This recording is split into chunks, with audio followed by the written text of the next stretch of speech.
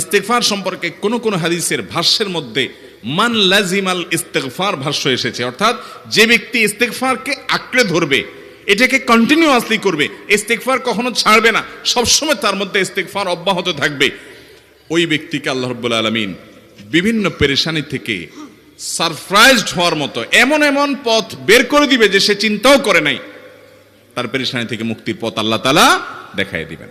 ইস্তেগফার কিভাবে করবেন ভাই? ইস্তেগফার এমন একটা আমল, এটা ছাড়া তো আমাদের উপায় নাই ভাই। ইস্তেগফার আমাদের দুনিয়ার পেরেশানি দূর করবে, আখিরাতের পেরেশানি দূর করবে। দুনিয়ার পেরেশানি আমাদের বিপদ আপদ মুসিবত, এগুলো রিজিকের অনটন অভাব এগুলা, আর আখিরাতের পেরেশানি হলো আমাদের পাপ গুনাহ এগুলা। কোরআনে কারিমে আল্লাহ রাব্বুল আলামিন সূরা নূহের মধ্যে আল্লাহ নবী নূহ আলাইহিস সালাম তার সম্পর্কে বলছেন, ফাকুলতু ইস্তাগফিরু রাব্বাকুম ইন্নাহু কানা গাফফারা ইউরসিলিস সামাআ আলাইকুম মিদরারা ওয়া ইউমদিদুকুম বিআমওয়ালিন ওয়া বানিন ওয়া ইয়াজআল লাকুম জান্নাতিন ওয়া ইয়াজআল লাকুম আনহারা। তিনি বলেন, আমি বলেছি আমার জাতিকে তোমরা ইস্তেগফার করো, আল্লাহর কাছে ইস্তেগফারটা করতে থাকো।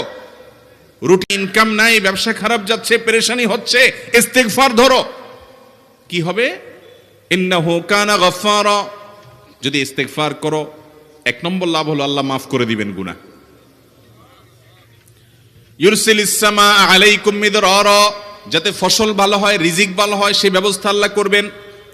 ওয়া ইউমদিদুকুম বিআমওয়ালিন ওয়া বানিন, ছেলে মেয়ে হয় না অথবা ভালো ছেলে মেয়ে নাই, আল্লাহ তাআলা নেক সন্তান দিয়ে তোমাকে শক্তিশালী করবেন, সম্পদ দিয়ে শক্তিশালী করবেন। ওয়া ইয়াজআল লাকুম জান্নাতি ওয়া ইয়াজআল লাকুম আনহারা, আল্লাহ তাআলা প্রসবন দিবেন, ফসল দিবেন, বরকত দিবেন রুজিতে। কিসের মাধ্যমে? ইস্তেগফার। কিসের মাধ্যমে ভাই? ইস্তেগফার।